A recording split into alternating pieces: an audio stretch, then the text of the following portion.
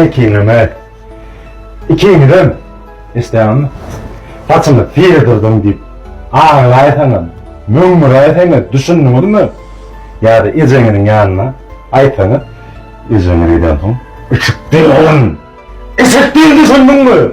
Geçiş ayı. Himayetkar, ıgtıbarlı emre. Ya ikinem, dostaydı. İkinime kep kanı çıkan orman. Geçtiler. Geçtiyen.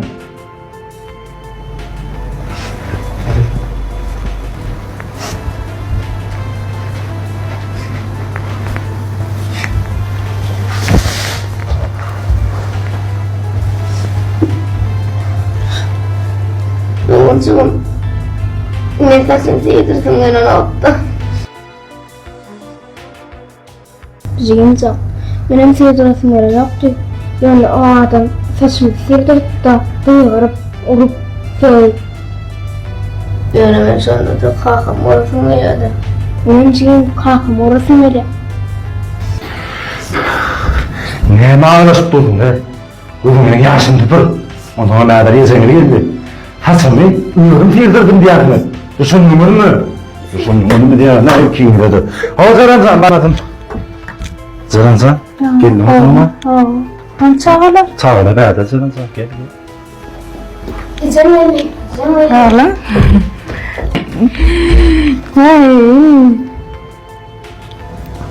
Oğlum, Ne olacak?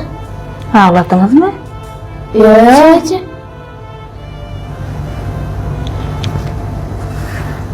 Saçınızı ne yapçın sildirdiniz?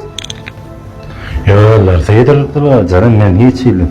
Adedim yok, öller yedirdiler. Ben sana denge deyip iyi verdim ya çağaları. Yo, ölleri yedirdiler sonra. Şeylem çağalar. Öyle fiyatladık. Öyle fiyatladık.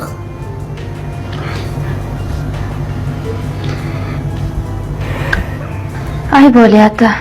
Kelleğiniz deyincelerdi. Doğru değil mi? Zaranzan, eğer ben bir sağ uğruna çıkayım, senin arkan sağlarla bolu. Böyle benim var ya nedir? Oğlum, nedir çayını karayeleyim, içi olup. Barım benim eşim çalışıp geleyim. Emre, bir günlük toya bir belli. Inni kayın 12 günlük toyun bir belli. Duşa gitmeliler. Duşağa. Böyle merdancan gider saydı. Oğullarımı uğrasın meliyalan. Ecilerim gorkodan o. Toylar asa varslar.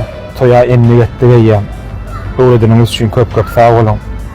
Ben müzakalarım bir neşten toy geçirdiniz.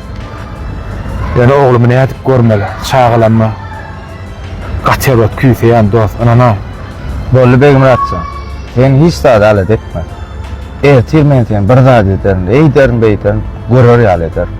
Merdancan gayret eder lof. Nesip oldu. Mektebinem çarşıptır. Yine baracağım bilema. Şonumur tap ber. Alet Olayam. etme. Hiç daha alet etme. Bol, onu men gittim. Konuşma. Bol, sağ ol.